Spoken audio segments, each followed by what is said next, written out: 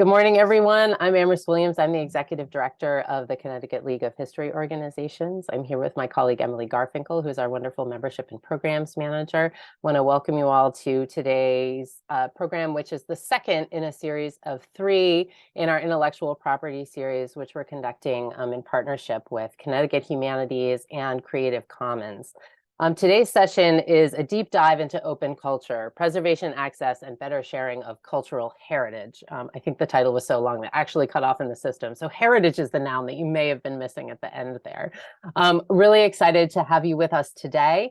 And our colleagues from Creative Commons as well, who will be sort of doing the presentation. As usual, we'll have a presentation. There'll be some opportunities for talkback and feedback during the presentation.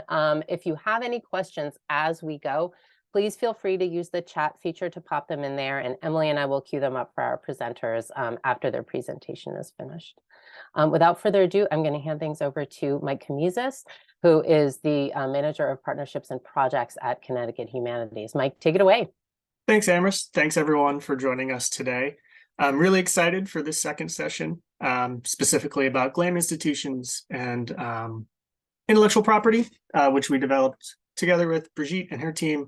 Going to have some really great conversation and going to really dive into kind of open GLAM and open culture, something that we touched on kind of in our big overview last time about the whole wide world of intellectual property and what that all means.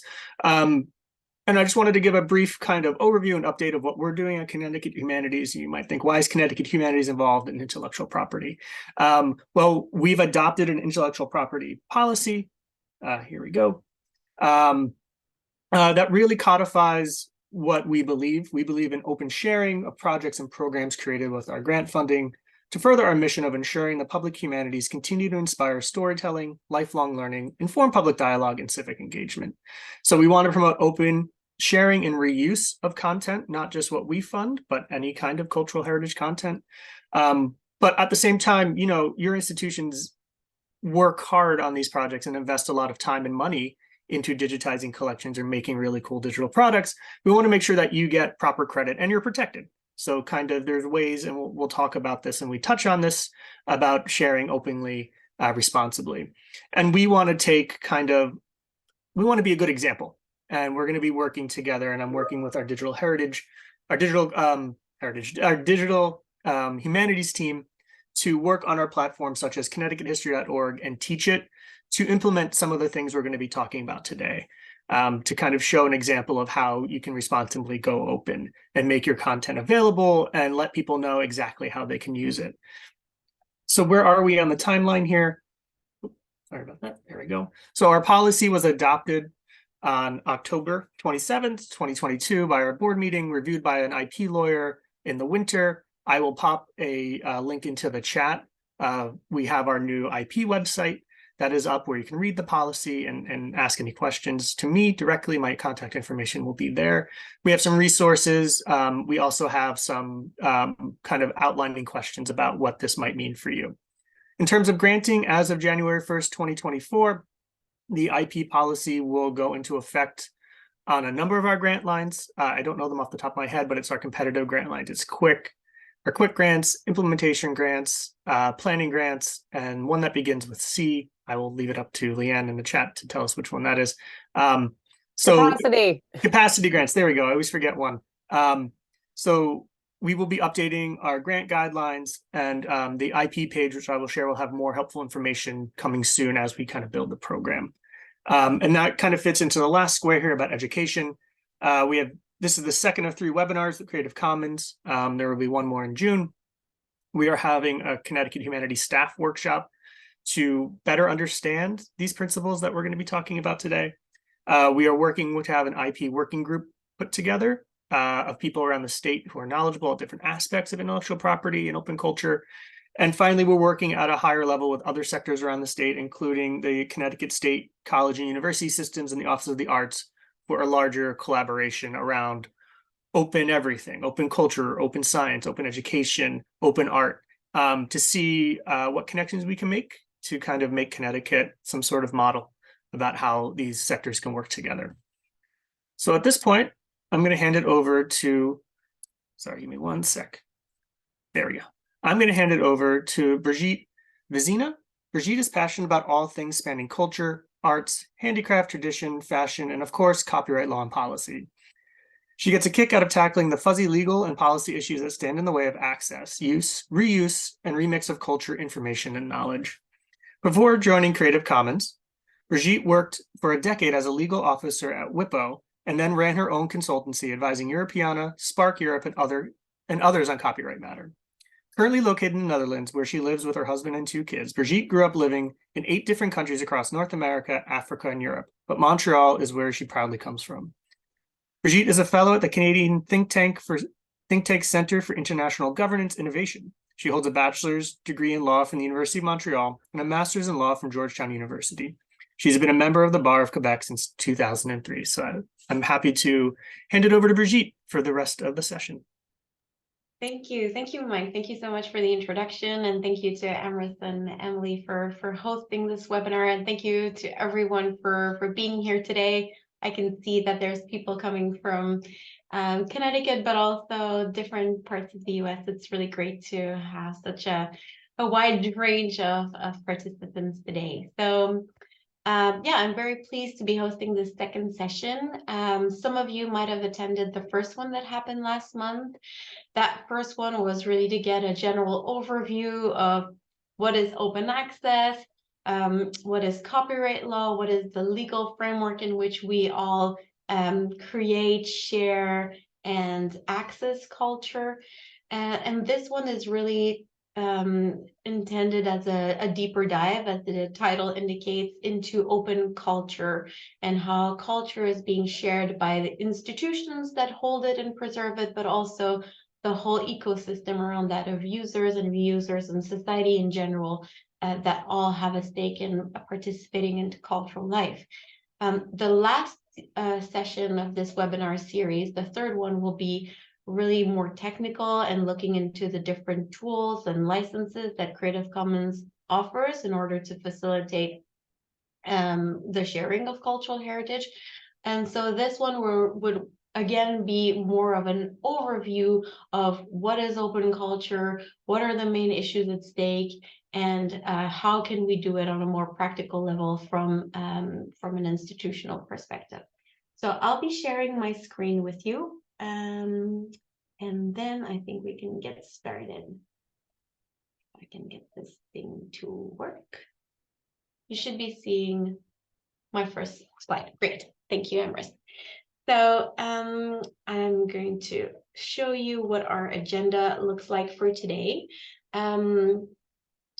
We're going to say, like I said, we're going to look at what open culture, what open GLAM is, what does open mean in the cultural heritage context. That will be the first part of our presentation today, looking at definitions of open, what is the policy landscape, so what are the laws that kind of regulate access to cultural heritage today, and spend a little bit of time on issues outside of the copyright system, because copyright is one of the governing systems that covers access and use of cultural heritage, but there are many others as layers overlap on who can access culture, who decides on which conditions, etc. We'll then go into the opportunities and challenges of open. So opportunities in terms of benefits, what it can bring to an organization and its users, but also the barriers and the challenges that many of us in this environment are facing, and what strategies might there be to overcome those challenges. Then the last part will be very practical. So how do we prepare the collections? How do we choose which content from our collections we can make open? We won't be going into a lot of detail because it can get really complex, really hard, but we'll look at some of the main questions that arise when conducting a copyright assessment. So is something protected by copyright or not? How do I decide? And then what conclusions do I draw from that? And what does it mean for its open access? We'll look into the rights clearance, and then selecting the right license or tool this we'll go over very briefly because that will be the focus of our third session. So please join us next month when we'll go into that in far more detail. And then what happens once the collection has been opened, once everything is digitized and put online, what are some of the strategies we can get to make the most out of that openness and make sure that it is engaging and really reaching the more overarching goal? Because one thing that you'll hear me say is that it's not open for open's sake. When we talk about open culture, it's really because we see it as a means to an end, and the end will of course vary according to your own mission, your own objectives, but it shouldn't be the end in and of itself, because we see it as a mechanism to foster access and sharing of cultural heritage in a much wider framework. So before we go any further, I wanted to do a short icebreaker in the chat.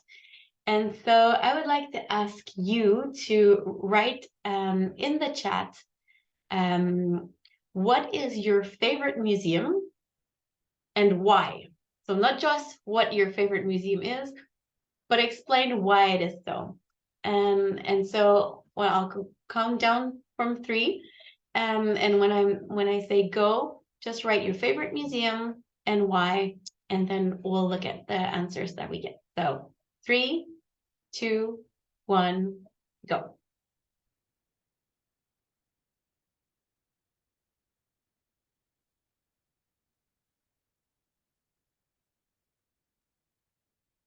I already see some answers coming in. Someone says the Strong Museum has an amazing arcade. That's a great reason to like a museum. What do we have? We have the Natural History Museum because dinosaurs. MFA Boston, grew up there and grew up going there as a child. Some nice childhood memories. Then there's the Renwick Gallery in DC, always something new and special, also short enough not to be exhausting. The Isabella Stewart Gardner Museum, art and a great garden, so the location is also quite important. The Musée d'Orsay in Paris, so beautiful and moving. Love the building it's in. This one comes up a lot, actually. I've done this poll a few times, and the Musée d'Orsay is a crowd favorite. The Adirondack Experience, such great immersive exhibitions. And a favorite museum of mine is the Chicago Bridge Museum. It interprets the important transportation story of the Bascule Trunnion bridges of Chicago, something I will certainly look up after this. It's built into one of the bridge structures and includes both interpretive exhibits and the inner workings of the bridge mechanisms. So unique and focused. That's really wonderful.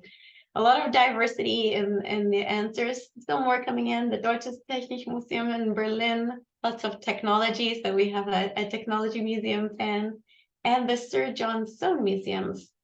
So much jam-packed in. I don't know if that's literal or figurative. But also something that I would love to learn more about. Oh, it's both. Okay, so there's jam in the museum. Definitely piqued my curiosity. Yeah, so I think this is a nice icebreaker to show that we all have very special relations to museums. Some, childhood memories are brought up. We also kind of enjoy the environment, the building that it's in. So it's not just a relationship with the collections or what's displayed, but I think the settings are also important. It also has a very important social dimension, and like connecting us to technology, to other fields that are kind of outside of what we would traditionally envisage as cultural heritage. So a nice, great selection of experiences, and really lovely to hear from you and what you enjoy in museums. So I'll jump into open access to cultural heritage because that is really the central theme of this presentation. And again, I have another short poll for you. And it is to answer this question: why should we share culture? So culture is often held, it's preserved, it's protected, it's safeguarded, it's accessed, it's used. But why should we share culture? And so again, I'll count down from 3, and we have a few minutes for you to share your thoughts. So 3, 2, 1, go.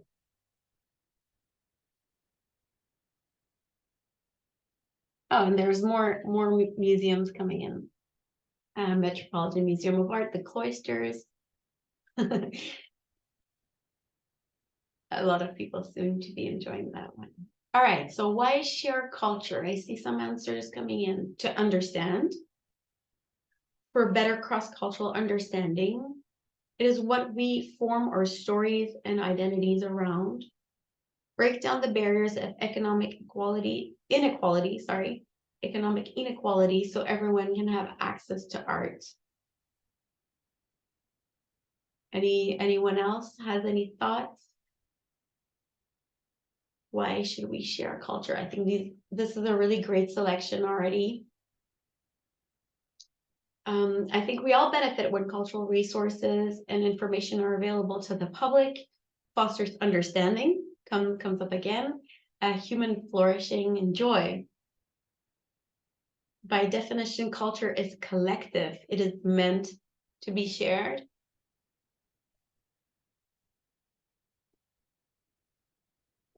So we'll get a chance to look at what some of the deep reasons might be for sharing culture. I think this gives us a very nice flavor already. And I think that as we go through this presentation, you will have also more thoughts about why it is so important to share culture and how this is embedded in the mission of so many cultural institutions, and how it's so fundamental for all humans to be able to access and share culture in order to participate in cultural life. It's actually one of the fundamental rights that's recognized in the Universal Declaration of Human Rights.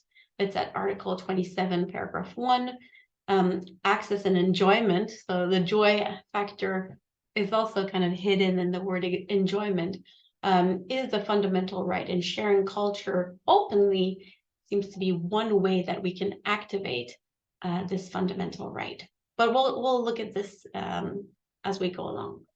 So I wanted to mention these acronyms because you'll hear me say GLAMs or CHIs throughout this presentation. I think most of you are familiar with it, but to be clear, GLAM refers to galleries, libraries, archives, and museums. So it's a neat little acronym to refer to cultural heritage institutions.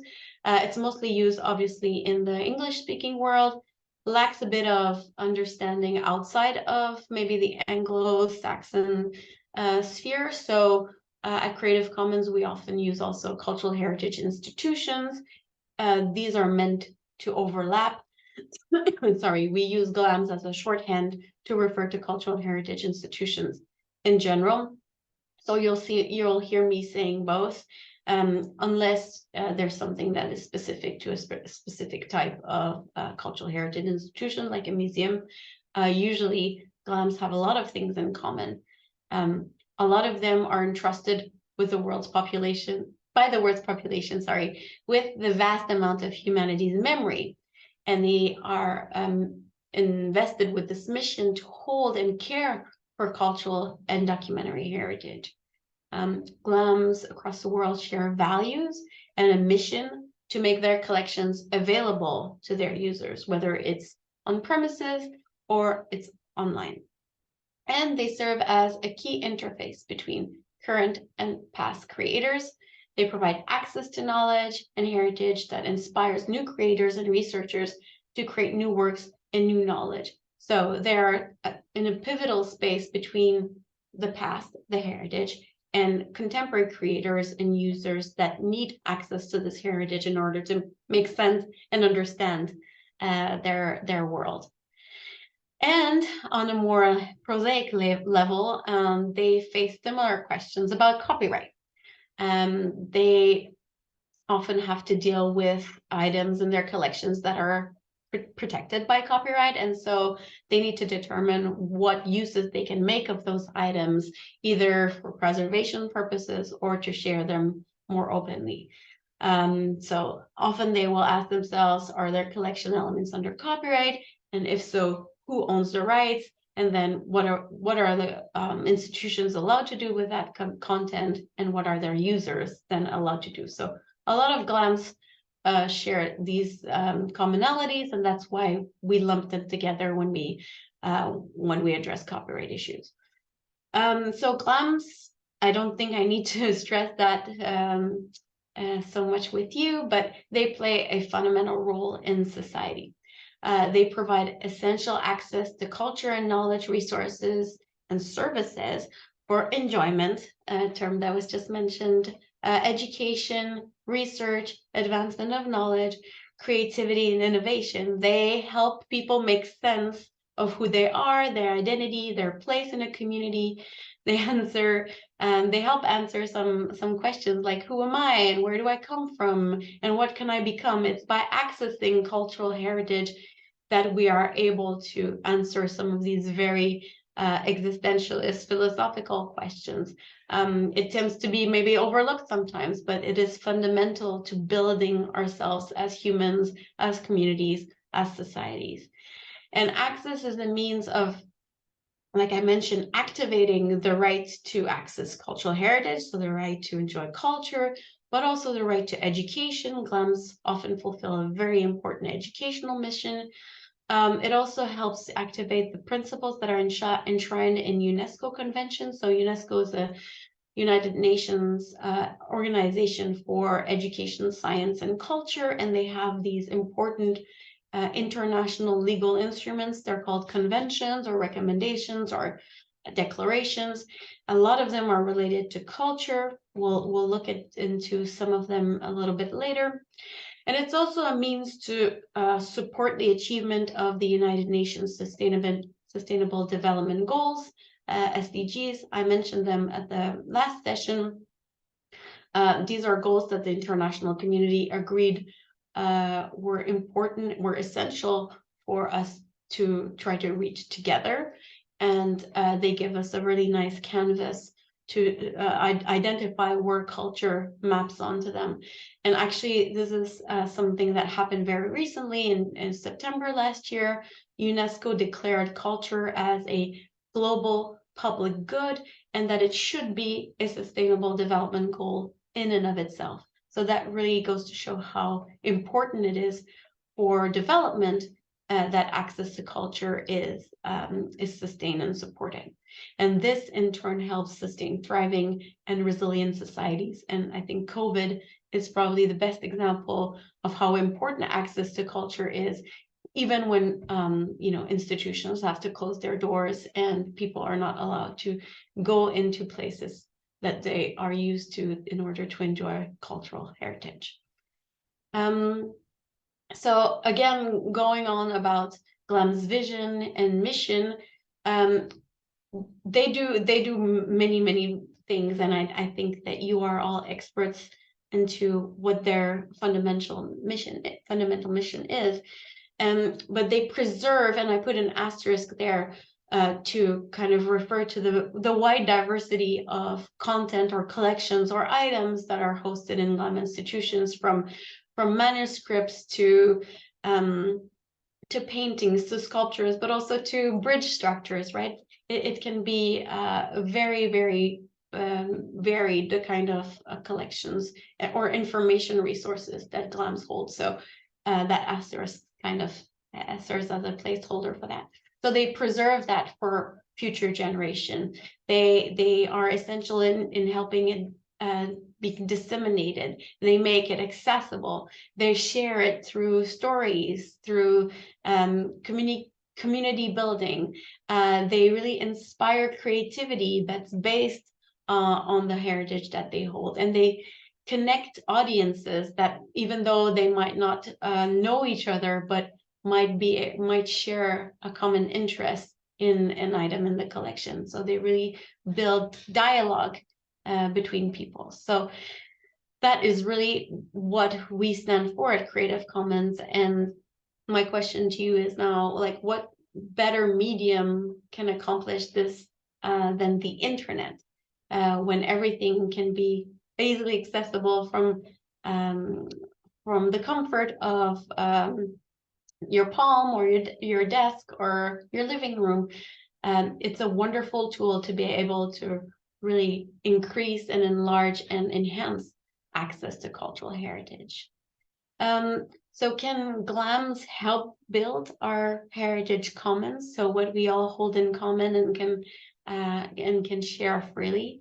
Well, GLAMs have this really trusted position in their respective cultures. I mentioned they are pivotal spaces connecting users among themselves, but users with their past and their future.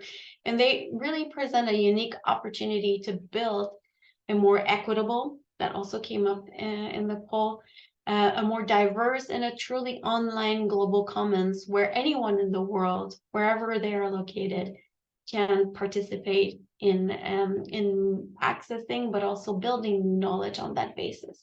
And so in turn, that free and open digital heritage can dramatically improve recreational, so enjoyment, educational, learning, research, and also scientific content. A lot of the content that's held in GLAMs must be available if we want people to have access to it, learn from it, build new knowledge from it, share it with others, and then together collaborate so that we can find solutions to common problems. So I mentioned GLAM before, but I haven't really defined Open GLAM, which is a movement that started, I would say, almost 20 years ago, almost 2 decades ago, for galleries, libraries, archives, and museums, that promotes open access, sharing, and reuse of the collections. And there I put a little plus, so it's collections plus all kinds of other resources. It can be information about the resources, it can be metadata about the collections. So collections meaning a lot more than just items in the collection, of cultural heritage institutions in the digital environment. So it's a movement that started with a few institutions digitizing their collections and realizing that they could not just preserve them and leave them there, that they had to share them with their audiences the same way that they would share them in their physical space. And so the movement realizes that making this great amount of digitized or born digital content available online to the public worldwide is core to the mission and the responsibilities of GLAMs. So it's basically just translating that mission that institutions have in the analog world, where they are tasked with making the contents of their collections available to the public, but translating that into the digital environment. I need to note that at Creative Commons, we've moved a little bit away from that terminology of Open GLAM and are using more open culture now. And there are 3 main reasons for that. The first is that open culture is more readily understandable because there's no unfamiliar acronym that I would need to explain. So open culture is a term that maybe is still quite vague and hard to define, but at least it's a word that doesn't have that barrier of an acronym. It's also broader in scope because open sharing is a participatory experience. So it's GLAMs plus, it's plus their users and their communities and commercial entities with which they might have some partnerships. Nonprofit sector institutions like Creative Commons, like Wikimedia, it also with society as a whole. So it's really an ecosystem of sharing culture, and Open GLAM kind of reduces it to the institutions, where we want to take it out of the institutions and make sure that it's a society-wide ecosystem. And then open culture, contrary to open glam, encapsulates the synergies between culture as heritage and also contemporary creativity and development. So it's not just heritage held in institutions, but it's also the creativity that artists and creators today are able to derive from having access to cultural heritage. So it empowers creators. It's the spark for the creation of new cultural expressions and experiences. It's a catalyst for the dissemination and revitalization of culture. It doesn't stay frozen in one state inside a building. It gets a chance to evolve and be dynamized again. And it's also an engine for sustainable cultural, economic, and social development. So the sustainable development goals that I mentioned, where culture is seen as a public good and really takes center stage. And we at Creative Commons really advocate for open access to cultural heritage because we think that cultural heritage should be held for preservation purposes, but it should also be made accessible online in the broadest way possible. This allows many benefits. We'll go into the list of benefits a bit later, but maybe the main ones to mention at this point are to gain visibility, really beyond the physical space, to bring collections to a wide range of users who would not think of going to an institution to access the information that they need, but because it's online and it's available, let's say on a website like Wikipedia, they do have access to a collection that's held in a GLAM institution, and it encourages creative use and reuse. So much of new creations are made using the new technologies and the internet, and it's really a great way to encourage that reuse. One of our central tenets is that digitized public domain works must remain in the public domain. So if anything, the most important thing to remember is that if it's in the public domain, if it's out of copyright in analog form, digitizing it and putting it online doesn't create any new rights. It should remain in the public domain so that people have the same benefits and same use freedom with content, whether it's in analog or digital form. And so Creative Commons, in addition to being like the ambassador for open culture, we also provide these very practical tools and licenses that enable communicating very clearly to the users what can be done with the material that they encounter online. I won't go into the details of all the licenses. We looked at them in the first session, and we'll look at them even more deeply at the next session.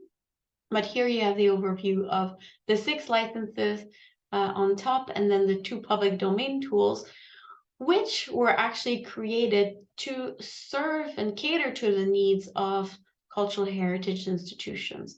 The licenses were created in 2001 with the creator in mind, the individual creator, the musician, the writer, the photographer. But then there was no tool that was really appropriate to meet the needs of cultural heritage institutions who had digitized all of these paintings or sculptures or items in their collection and didn't have a proper label to tell their users that this was in the public domain. And so that's how the public domain mark was created. Public domain dedication came a little bit later, but these are the 2 most important tools that we recommend institutions using to communicate the public domain status of the items that they share online. And we like to think that the creation of the public domain mark was one of the catalysts that really built momentum for the open GLAM or open culture movement. And we know that GLAMs contribute a significant portion of the estimated 2.5 billion works that are accessible under a CC license or tool. So like I said, a lot of them are from individual creators, but a significant portion actually comes from the collections that have been digitized and shared with a CC tool. So just a little historical overview of OpenGLAM. You might be interested in reading these case studies that we published at the beginning of this year. What Michael Weinberg at NYU did a little disk-based research, but he also interviewed people who were there at the time when 3 institutions were just experimenting with what it is to make their collections openly accessible online. So he gathered all these interviews and experiences into this report called Pioneers of Open Culture, a look back at how open access happened at 3 early adopters, including the New York Public Library, the Statens Museum for Kunst in Denmark, and the National Gallery of Art in Washington, D.C.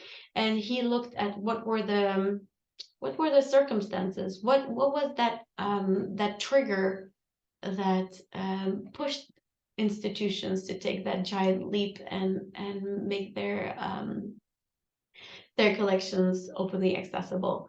I really just encourage you to read through this. A lot of it has to do with, I guess, an appetite for risk and I guess an enthusiasm around the use of new technologies and how they can support and assist in the mission of these cultural institutions. Nowadays, I shared an update on the OpenGLAM survey last time. There are many examples of cultural heritage institutions that have opened their collections. Since I made that presentation last month, there's been an update to this OpenGLAM survey that's curated by Douglas McCarthy and Andrea Wallace. So as of the beginning of this month, they're up to 1,600 or so institutions with over 95 million openly licensed digital objects. So this is a great resource if you want to know which institutions have an open collection, what kind of tools do they use, what is their open access policy, what kind of institution there are. It's a really wonderful resource for if you're interested in seeing what others are doing in this field. And maybe if you do have an open access policy and you are sharing publicly, openly, and you're not in that survey, it's an opportunity to let them know so that you can be added. Are there any questions at this stage before we go into the policy landscape? I can't see you, so maybe Mike, you can help me if there are any questions. I haven't seen anything come in the chat yet, Brigitte. Okay. Okay, great. So that means we can continue. And now I would like to give you an overview of the policy landscape. So from international laws, the UNESCO conventions I mentioned are part of that, to institutional policies. So how we go from the very high level to the more specific institutional rules that govern open access. So we need to look at kind of the panorama of international instruments that govern cultural heritage. And one of the major ones is not super relevant to open access, but I think it's really important that we know that it's there, and it's the Convention for the Fight Against the Illicit Trafficking of Cultural Property. And even though I say it's not super relevant, it is actually quite relevant, because once an object that's been part of a collection is identified as being illicitly appropriated and needs to be returned, what happens when a digital copy has been made by that institution? So by restituting, by returning an object that had been stolen, what happens to its digital twin on the internet? Does the institution get to hold on to that and keep it, or does that have to go back along with the physical objects? These are some of the questions that are being debated in our communities. So it's important to know that if there is a question of restitution, repatriation, or stolen property, it does impact on open access to its digital surrogate, as we call it.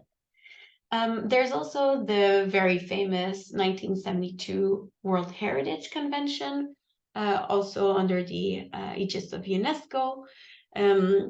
This one is really meant to protect sites and monuments, and to make sure that they can be accessible and enjoyed by the public. So it's really about almost physical protection from deterioration, from pillaging, from loss.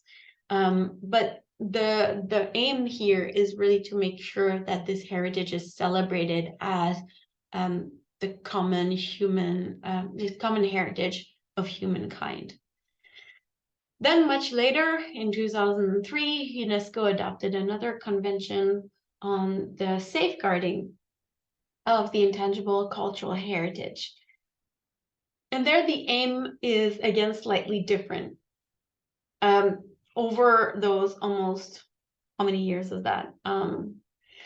30, 40 years, there has been a realization that cultural heritage is not just physical and tangible. It's not just objects, monuments, or sites, but there's also this intangible dimension to it. So that is expressed in traditions, in oral expressions, in dances, or things that are just not palpable, or that cannot be represented physically in fixed form. So UNESCO member states got together and realized that this was also important to protect. Not protect in the same sense as the World Heritage Convention, but to safeguard it, to make sure that it's kept alive and it keeps being transmitted from generation to generation. So it can include things like food, rituals, all sorts of things that are often passed down through the generations and held by traditional communities. So it really enlarged the notion of cultural heritage to include things that were not at all captured under the World Heritage Convention. And then the last one of these major instruments is the Cultural Diversity Convention. So its full name is the Convention on the Protection and Promotion of the Diversity of Cultural Expressions, that came in 2005. And this one had a more, I guess, commercial or trade angle, and it was to make sure that each country could make sure that their diverse the diverse range of cultural expressions within every country, but also on a global scale, could be celebrated. It was kind of a strategy to make sure that there wouldn't be one global culture that would erase all the others, but that through trade agreements, we would be able to preserve the distinctiveness and the specificities of our diverse cultures throughout the world. And then we have copyright instruments. So that the ones I just presented were more in the cultural sphere, but we all know from last session that copyright is a major legal system through which culture is governed, either at the production level, at the access level, at the economic exploitation level. And the most important one of them is under the aegis of another UN organization called the World Intellectual Property Organization, and it's the Berne Convention for the Protection of Literary and Artistic Works. I mentioned it at the last session. It was created in 1886. It's been updated several times since, and it's the foundation for copyright law at the international level. There was the Universal Copyright Convention from 1952, that was mostly administered by UNESCO, but it came into disuse and what is nowadays obsolete. The most important agreement today, the one with most teeth, is the TRIPS agreement of the World Trade Organization. TRIPS stands for Trade-Related Aspects of Intellectual Property.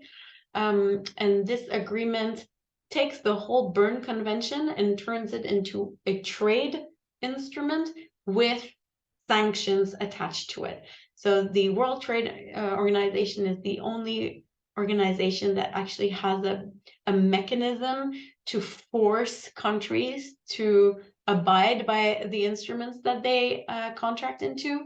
All the others are kind of a bit toothless.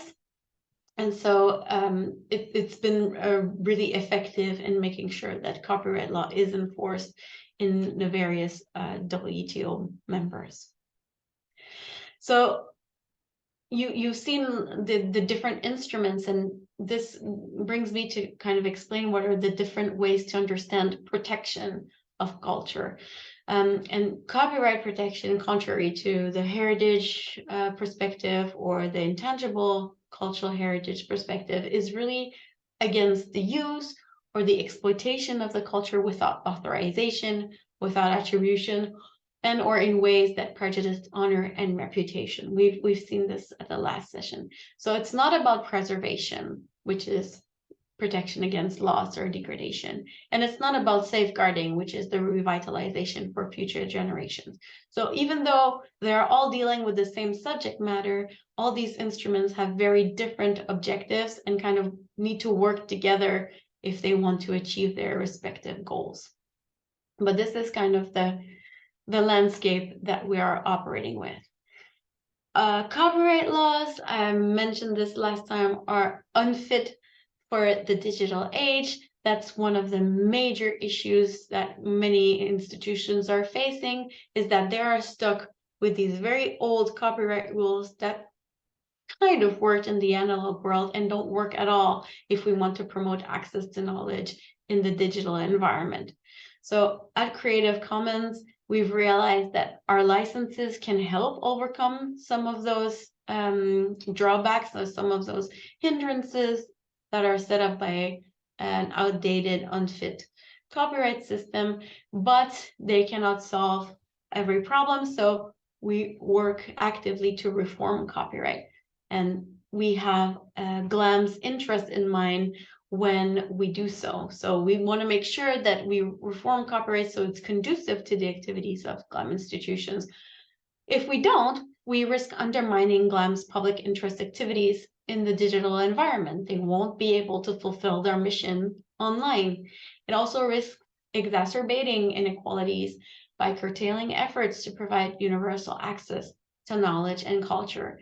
And it's really carving a black hole into the world's digital cultural heritage.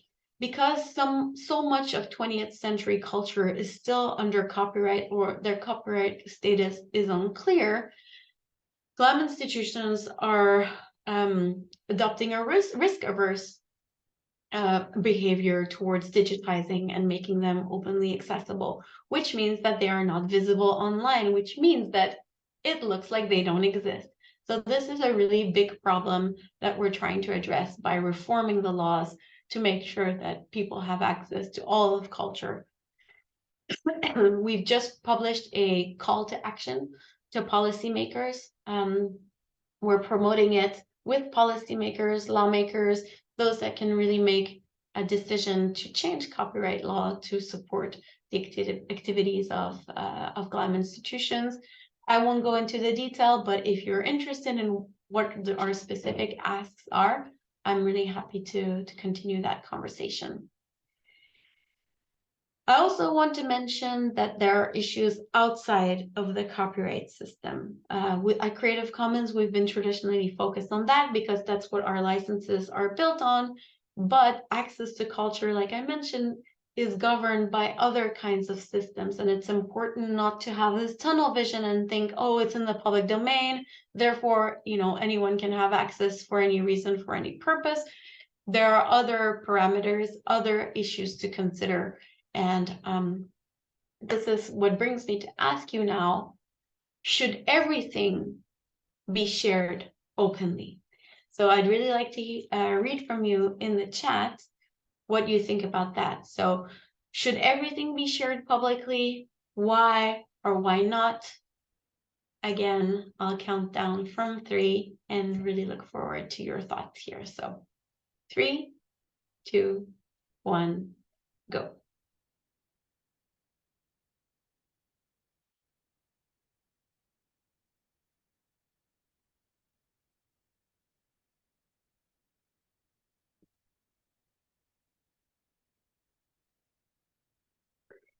So someone said, perhaps not everything, but many or most things. No artists have a right to be compensated for their work. These are the 2 answers that came in so far. Need to protect individual privacy rights too. Perhaps items that may be sensitive culturally.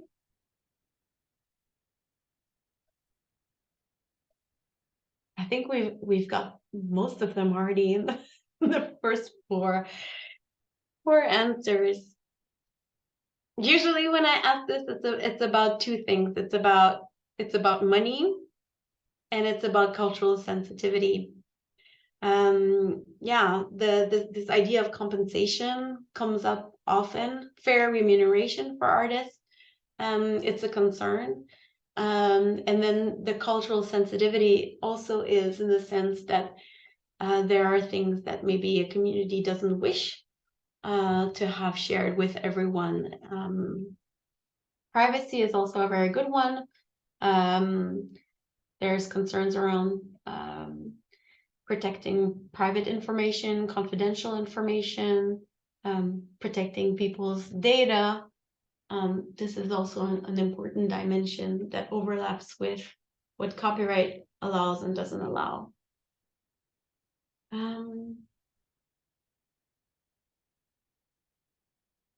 Yeah, that's really good to have those answers in here.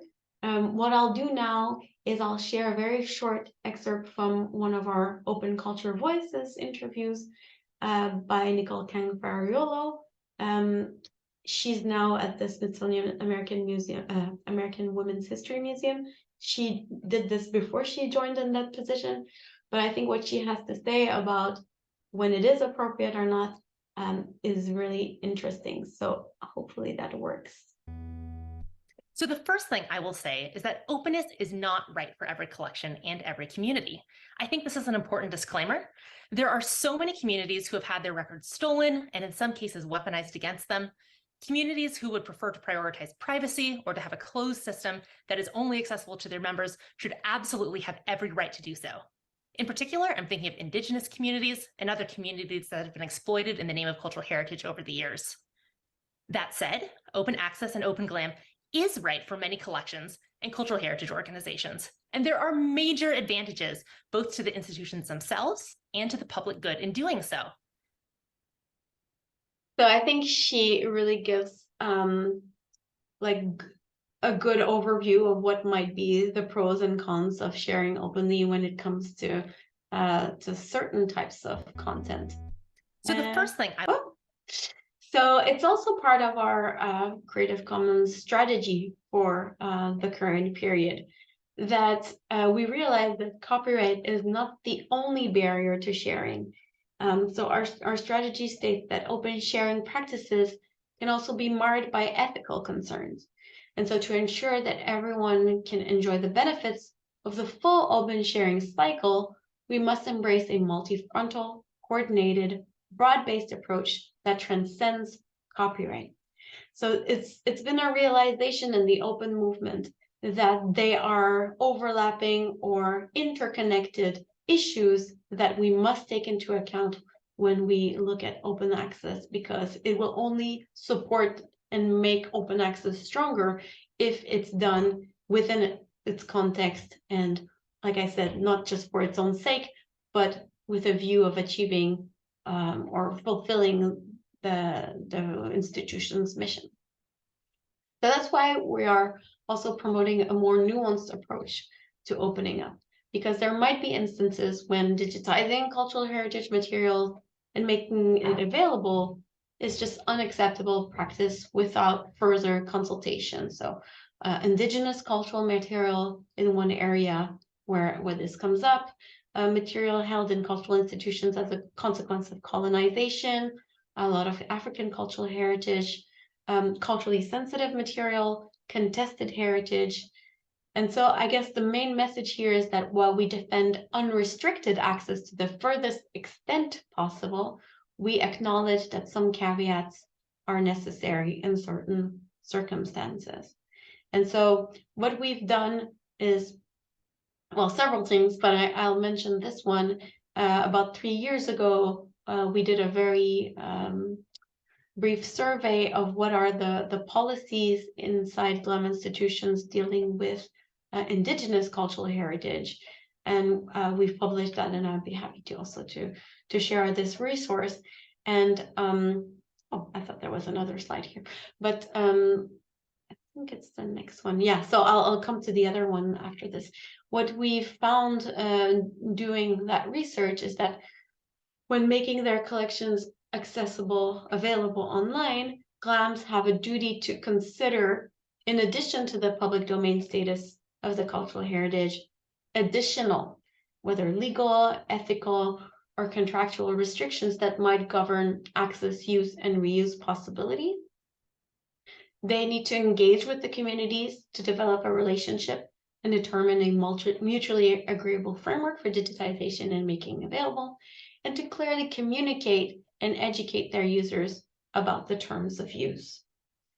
So going back to my previous slide, very recently we had a working group on the ethics of open sharing, and they developed this game, so playing cards that you can play in team meetings or during coffee breaks or strategic brainstorming sessions.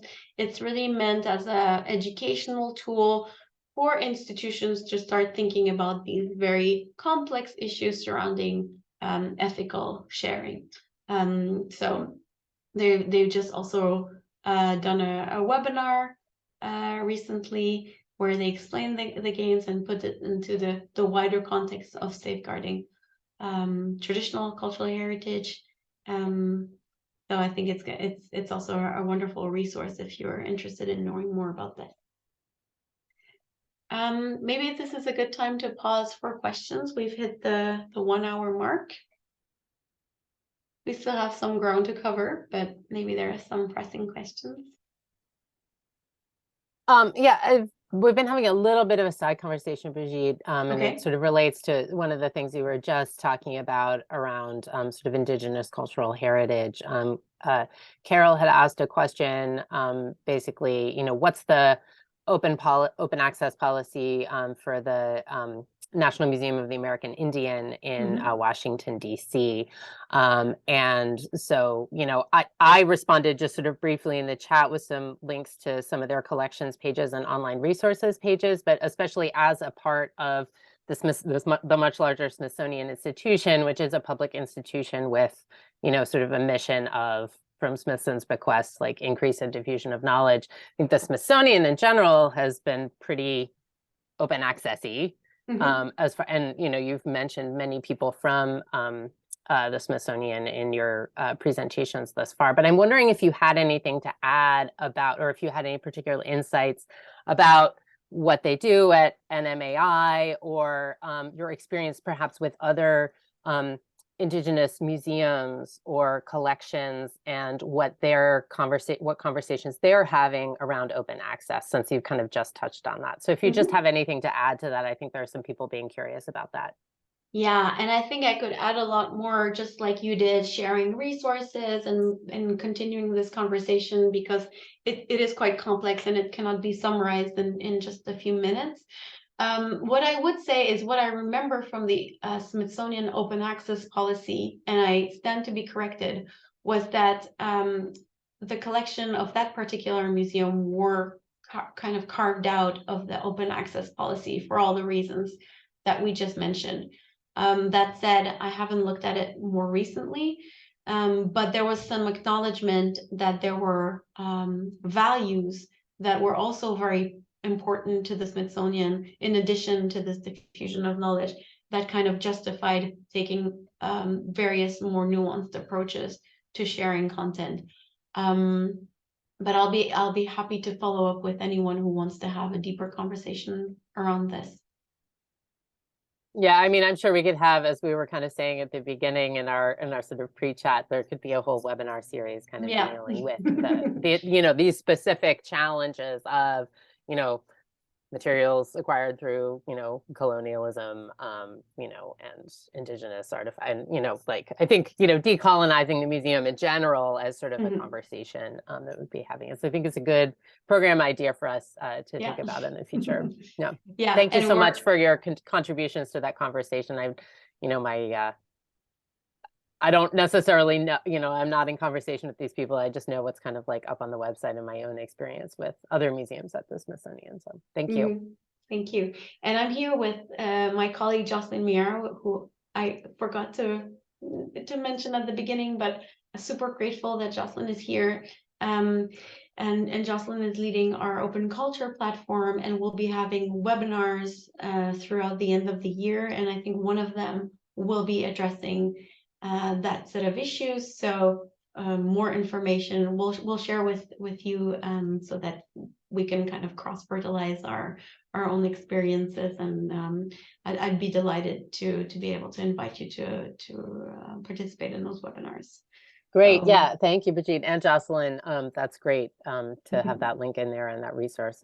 And, I think the other thing that I've just been thinking about is responses of indigenous communities to some of these things. I know that there's like in the digital sphere, I think one of the things that I learned about, maybe from Mike actually, is this collections management system called Merc2 that's developed, by indigenous populations, kind of like for indigenous collections. So it's just interesting to see some of the ways in which the digital space has become a space for working out some of these questions and addressing perhaps through digital technology and the creation of technology by indigenous communities, some of the challenges that, may be seen to be built into kind of like the traditional way of managing museum collections. So.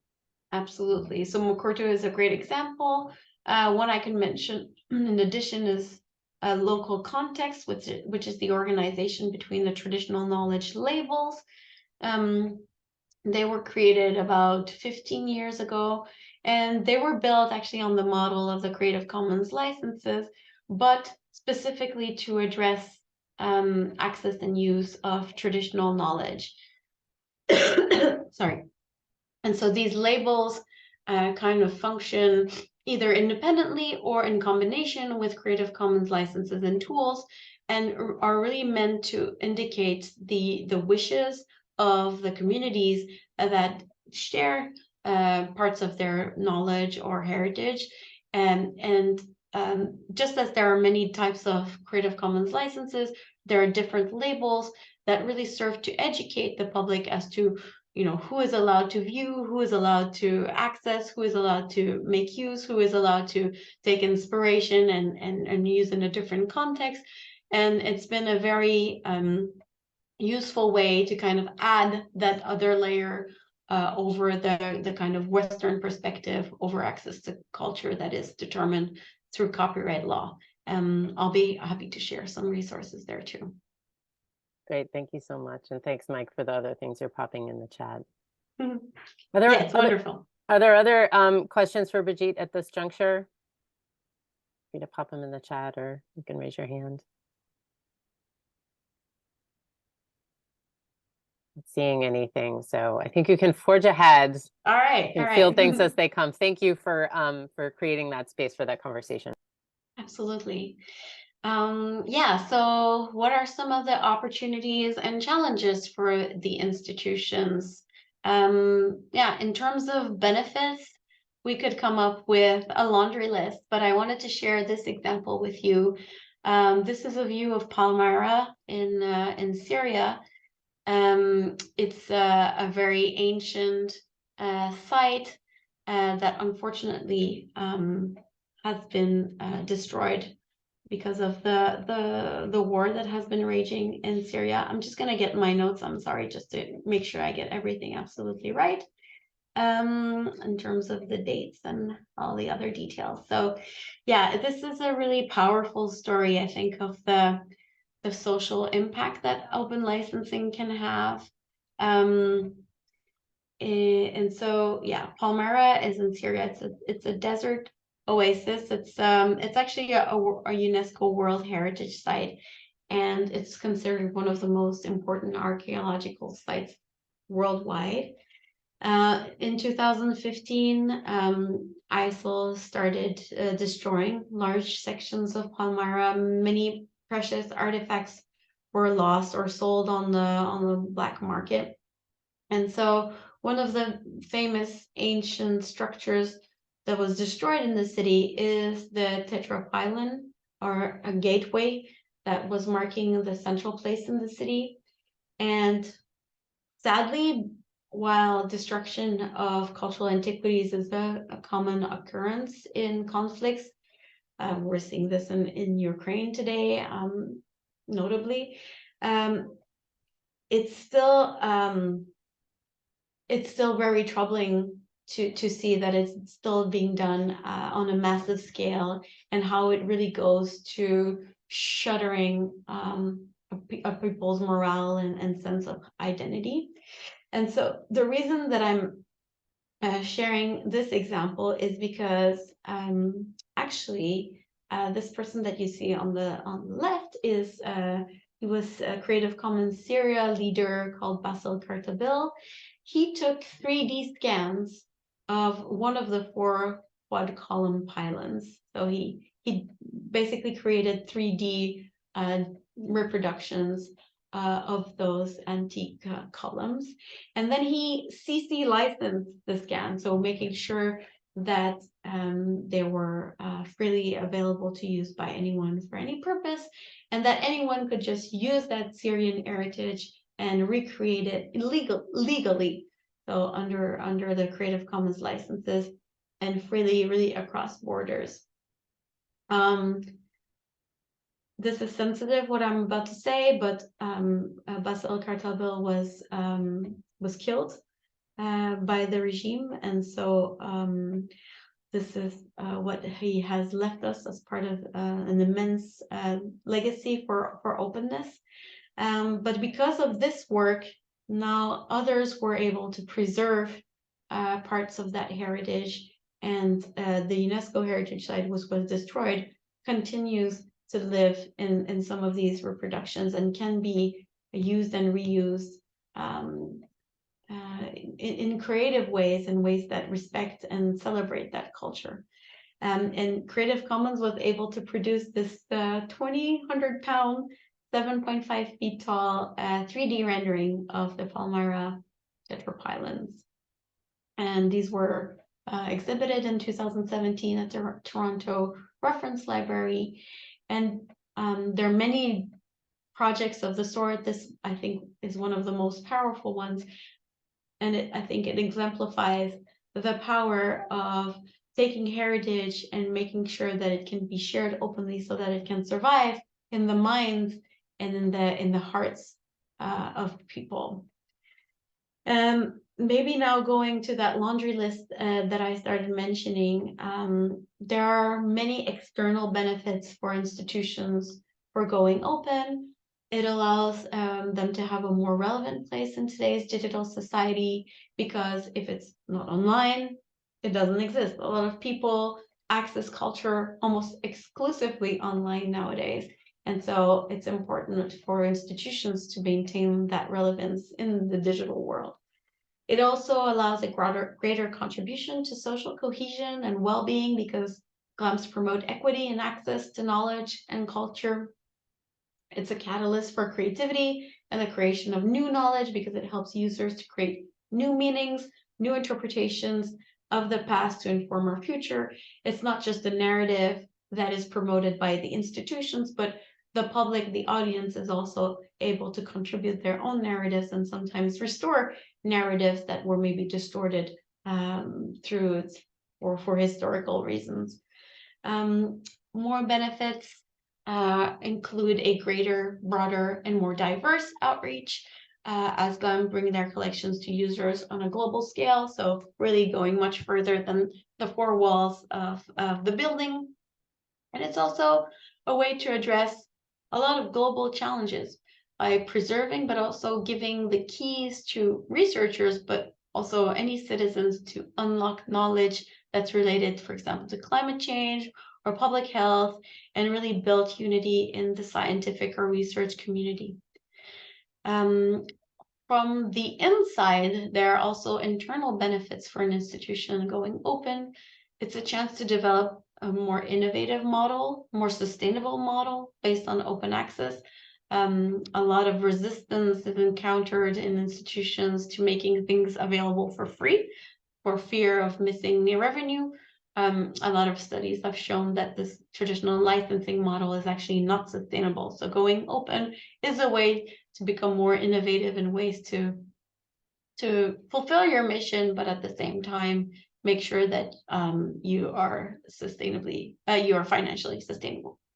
It's an opportunity for a more efficient organizational model where staff can focus on core tasks that are certainly more interesting than having to reply and process licensing requests.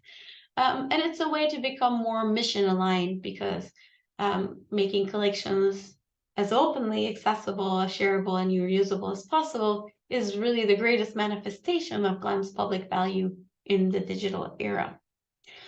However, only 1% of institutions nowadays are open. So why is that? Well, because they continuously face challenges and have to overcome barriers. When we think of them, we probably immediately think of like climate change. How are we going to make sure our collections don't get damaged from floods, from fires, from other kinds of climate emergencies, health crises, the fact that people during COVID could not access culture, institutions had to close their door. How were they even going to survive through all these financial cuts? Armed conflicts is one that probably comes to mind too. Copyright is not necessarily the one that most people will think about, but it is a significant barrier to institutions fulfilling their mission in the digital environment. And so last year we published this report, what are the barriers to open culture? I encourage you to take a look and read in more detail. But it came down to three main categories: money, people, and policy. So when it comes to money, many experts and people who we interviewed for this report stated the financial constraints, that it was extremely expensive to be able to maintain a digitization and open access project, and also their concerns that if they were making their collections open for free, they would be missing out on some revenues. So that's the first broad category of barriers, overcoming money issues. And then in terms of people, it had a lot to do with the conservative mindsets of GLAM management, a fear of risk, a risk aversion, a fear of misuse, a fear of all of the things that could go wrong that was really preventing people from taking that step into openness. And then in terms of policy, the complexity of copyright, we'll get into that, but also the fact that there was no positive framework that was saying, let's digitize, let's share openly. This is our goal as a humanity. This kind of instrument is lacking currently. So these were some of the main barriers. There's also more kind of day-to-day challenges. Well, how open access programs will be maintained in the long run. If it's a limited 3-year project, what happens after that? What are the copyright issues that institutions must be aware? How how are these important rights and permissions going to be cleared, processed, and managed? We'll address this in a few seconds. What happens with the revenues that are derived from licensing? And what happens if someone makes use of a work in a way that is disrespectful, harmful, unethical, and how are copyright or other reuse permissions and conditions communicated to the public? So it's one thing to make a decision internally, but then how do we communicate that? That can also be quite challenging. So this is a kind of summary of what the main questions institutions face once they've already bought into the idea of opening up. And so at Creative Commons, we really want to help GLAMs overcome these barriers through various things, including this webinar where we hope that we can address some of them. So I see that we have a little bit of time left. So the last part, I think, will be a little bit quicker. How do we choose what content to open? And here I'll let George Oates, who's the executive director of the Flickr Foundation, which is not Flickr, the major photo sharing platform that you all know, but its foundation, and it's really geared towards preserving cultural heritage. I'll let you hear what she has to say about this.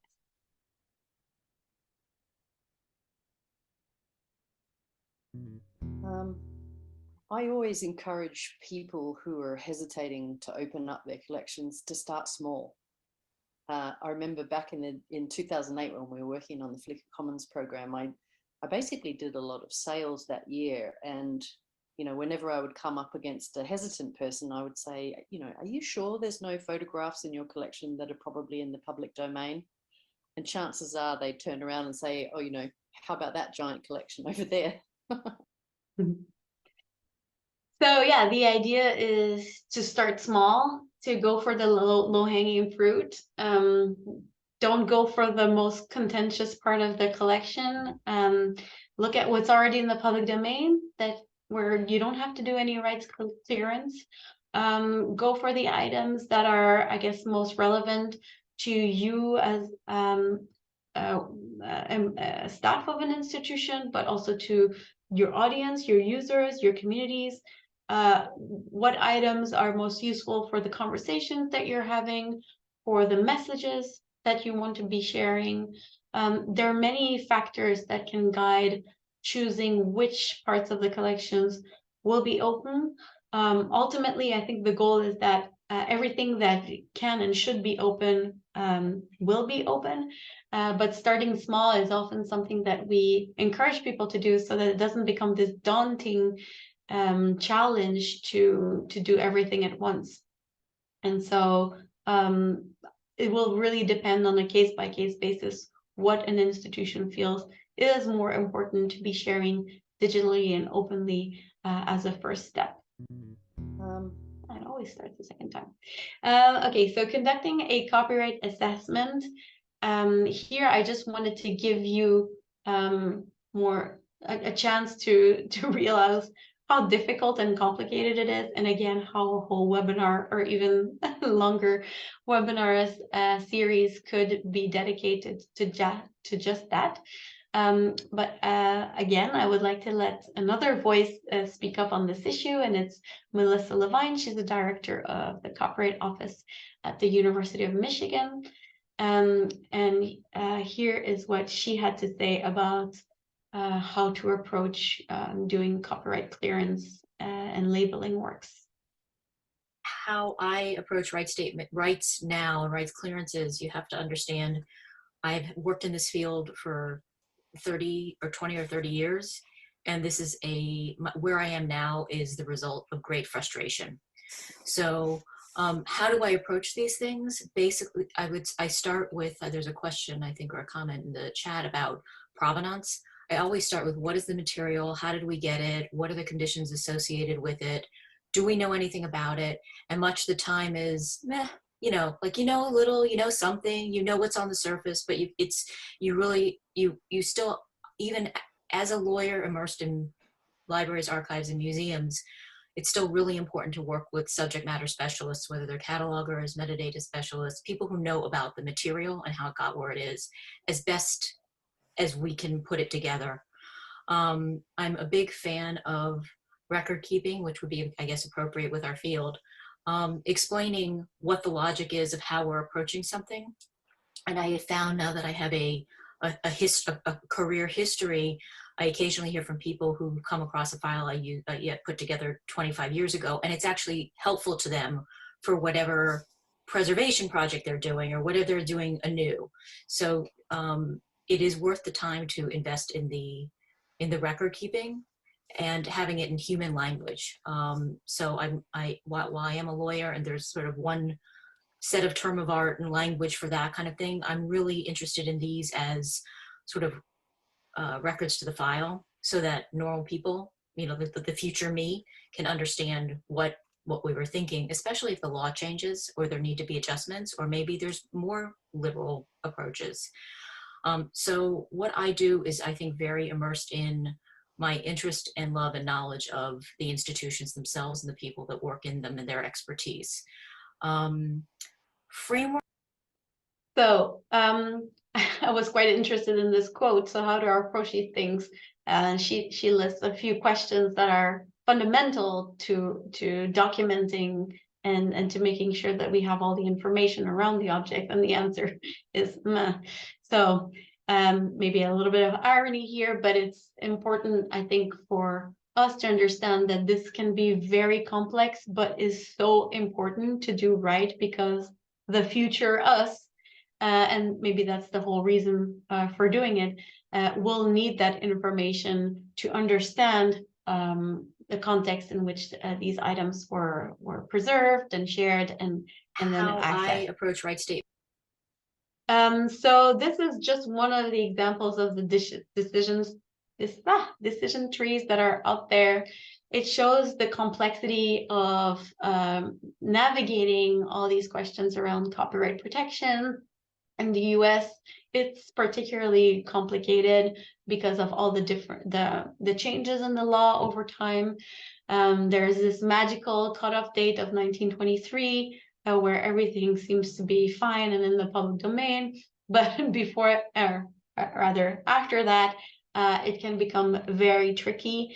So if you are going to start a process like this, I'd encourage you to really take the time to map that out and establish a workflow within your institution to make sure that nothing falls through the cracks. It's time consuming. It's extremely complex. Sometimes you need legal experts guiding you through this, but it's absolutely essential if you don't want to end up in a situation where you're faced with a claim for copyright infringement, or that you're unable to continue your project because one copyright holder just doesn't want to give permission. So that's just one example. Anne Young is also a great open access advocate. She published something on Medium a few years ago, how to make rights determination. She has this top 5 list of questions. When was the work published? Who made the work? Was the work created by more than a single author? When did the author die? And are there any exceptions that apply? I think that gives us a coarse but a very useful starting point for a copyright assessment. Selecting the right license or tool is something that we're going to look at in our next session. Depending on the copyright status, depending on the goals and aims of the institutions, various tools will be most useful. Again, this overview of all of our licenses and tools will go into that, specifically the public domain tools, so public domain mark and public domain dedication tool. I will also mention rights statements, which is another family of labels alongside Creative Commons licenses and tools. They're called rights statements, and they allow for, I guess, greater granularity in the kinds of use that you might be wanting to allow your public to use. There again, choosing the right rights statements is not plain sailing, lots of considerations, but we'll look into this at the next session. I see I just have 3 minutes. I just want to cover these last few points. I think I only have 3 slides left. But it's about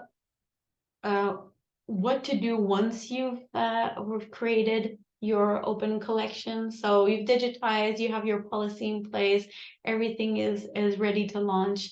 It's important to communicate it and to make sure that it actually achieves its purpose, which is to reach its audience.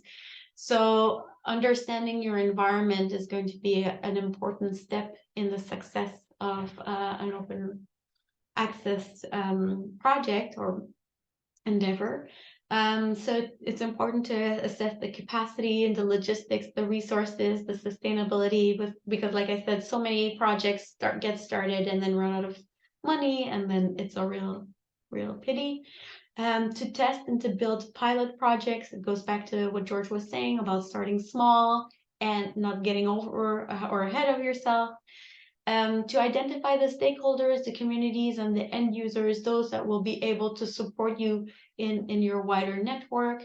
Look for peers, allies, examples. Again, many institutions have gone through this already. There is no point in reinventing the wheel. So it's about finding within that network those that can be mentors or can help in guiding and making decisions. To make your case, so to explain why this is so important for you, for your audience, for your users, and to then persuade colleagues in leadership who are ultimately the decision makers. So once that you have that buy-in, you have that approval, it's important to communicate the open collection with the public. Mike, you mentioned that you have an IP policy. It might be more specifically a copyright policy. It's really important to explain it in layman's or layperson's terms so that users actually know what they're getting into. Build an FAQ, for example, where most issues can be easily addressed and you don't have to continue answering the same questions over and over. Make your expectations on reuse clear. If there are certain types of reuse that you do not want to happen, it could be because it violates certain fundamental rights, thinking of hate speech or things that you really don't want the content to be used in certain contexts. You have to make that very clear. Again, it's a conversation to be had within the institution. And to maintain consistency across websites and third-party platforms. So if you decided to go with a certain license or tool on your own website, make sure that it's compatible with third-party platforms. If you want to share, for example, on Wikipedia, it's important that you have the same terms and conditions across all platforms. Otherwise, it can be very confusing for users. So engaging with communities, important to foster this reuse and remix culture, aim for accessibility so people with disabilities can also enjoy access, and look into crowdsourcing and volunteering because this is also a very thriving community. I think I need to rush through this. Impact evaluation, I think just like with any project, it's important to measure any impact and any changes that occurred since you started your open access policy to see really if it has delivered on its promise. And yeah, with 1 minute delay, I'm very happy to say thank you very much for your attention.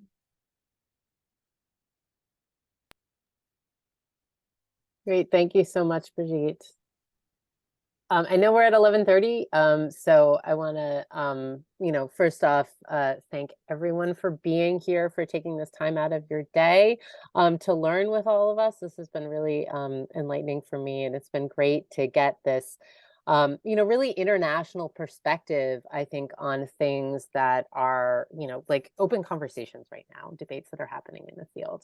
So I'm really grateful to the folks at Connecticut Humanities for organizing this, and to Brigitte and Jocelyn for their expertise. I want to open the floor for any questions that people have for our speakers and guests and presenters today. I haven't seen any. There's just one question I think that has come through in the chat. There's like basically how are you folks funded, that Jocelyn sort of addressed Arcadia being the major funder for the project. But I don't know if there was anything more. I mean, I think that I imagine when you were talking about challenges, I was like, well, money and time is like for our constituency, or really small to mid-sized museums, like, it may not even have a full-time paid staff member. So obviously like the day-to-day work of the institution and the upkeep and the overhead is so much like, top of mind. And, while there may be ambitions to do some of these other things, often, it's just this challenge of the financial and human resources to do, to engage with these things. So I don't know if you wanted to say anything else about places that organizations who want to do more of this work might be able to look for funding to help support them, either through hiring contractors to assist them, or if there are other places. And I'm looking to Connecticut Humanities too, if there's anyone who wants to talk about that. But I'm sure that this constituency would definitely appreciate some thoughts on, like, how do we engage with this more? Like, how do we find the resources, if this is something that's interesting to us, to be doing it more? I'll start off real quick. Yeah, go ahead. By saying one of your last points there about funding peer institutions and mentors. Part of this is to position Connecticut Humanities to be one of those mentors and peer institutions. Our policy does say we do really promote organizations around the state, like you were talking about, Amherst, to really look at and adopt similar policies. And we're trying to build the digital and kind of the soft infrastructure to help people start to approach that in terms of knowledge, in terms of being somewhere to turn. And what probably will happen is someone will turn to me and I will turn to Brigitte and Jocelyn and say, what is going on here? Can you help us out?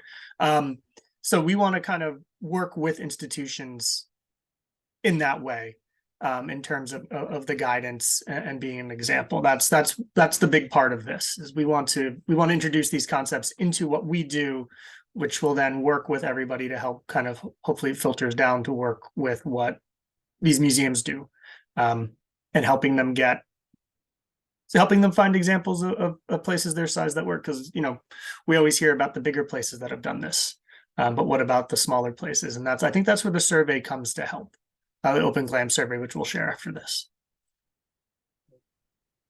Maybe Jocelyn, you want to say a few words about the platform, because it's a great place to network and find peers, but it has a small budget. Absolutely. So we do a lot of really wonderful work in the platform. We have some projects that we're undertaking this year, including some outreach, an advocacy toolkit, working on our onboarding. And then we'll also have some webinars that will be public, not just for the platform, but for anyone else to join on some topics, including some of that traditional knowledge or Indigenous cultural heritage and open sharing there. You can join the platform. I shared the link above, and I think we can share it in the links that we share out. And we would love for more folks to join. It's a really great place to have conversations and for folks to share a little bit about their work and the challenges that they're facing in their work, and to get to ask those questions of a community instead of just us. There are folks who have a lot of different perspectives coming to that space from different continents, from different contexts of different kinds of institutions. So it's really a community of practice that we hope can help if you're interested in getting involved. Great, thanks, Jocelyn. There's sort of one more question that I think is kind of a good one to sort of close us out, coming from Carol.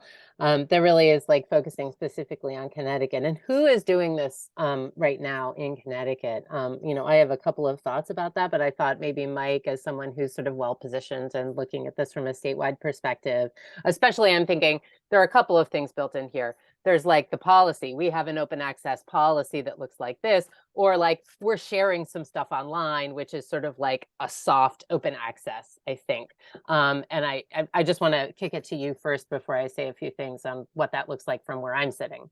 Right. And this gets to a conversation we had after the last session about involving Connecticut institutions in the Open Glam survey, because honestly, I do not know.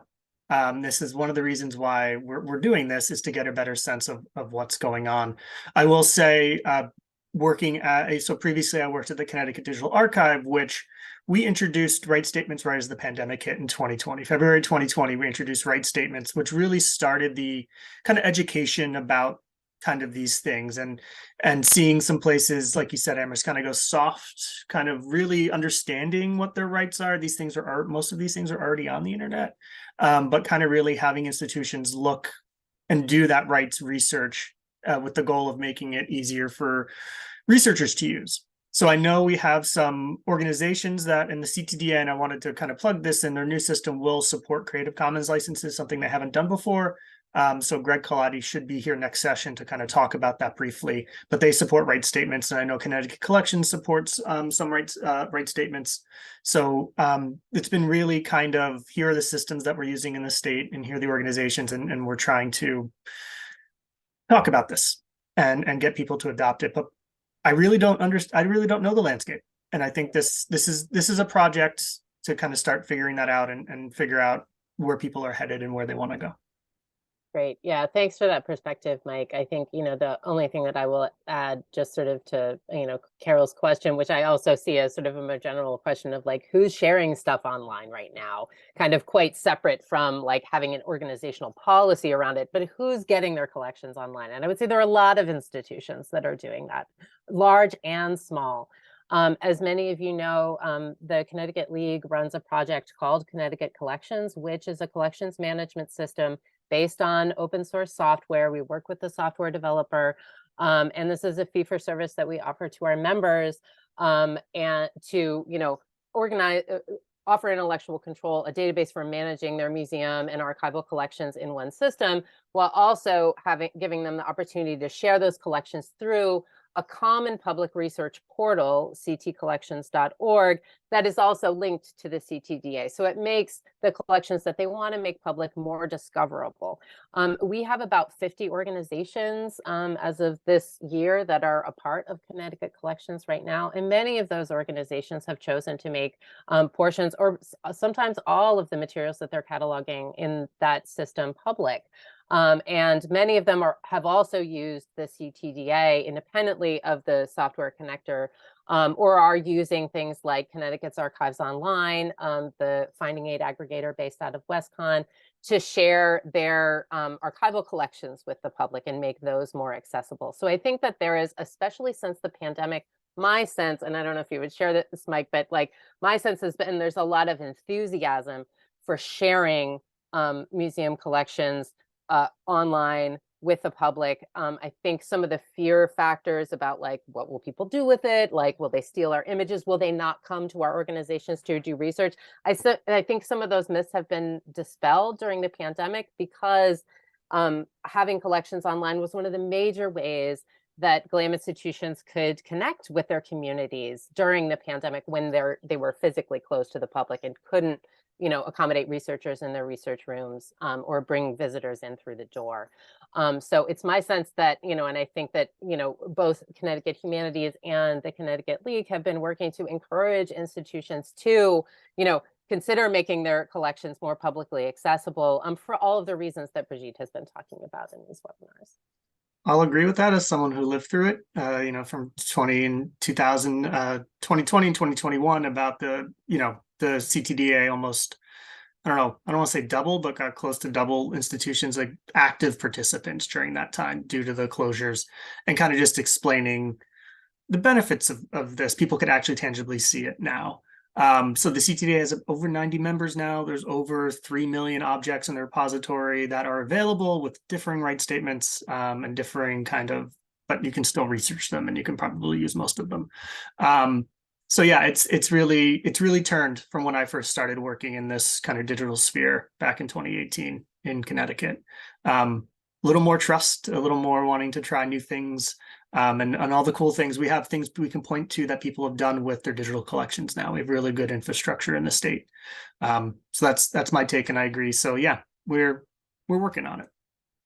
I think it's just a part, I think from where Mike and I are sitting, it's creating the infrastructure in Connecticut to make it easy for institutions to adopt policies of more open access, right? And I think that's what this webinar series is partially in service of.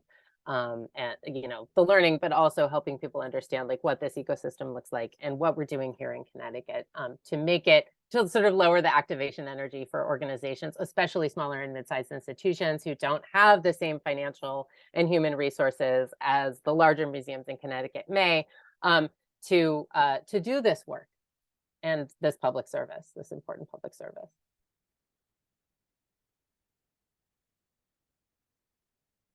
Okay, well, I'm not seeing any other questions, and I know that we're a little bit over time. I want to thank Brigitte and Jocelyn and Mike for all of the work that you've done in putting together these sessions.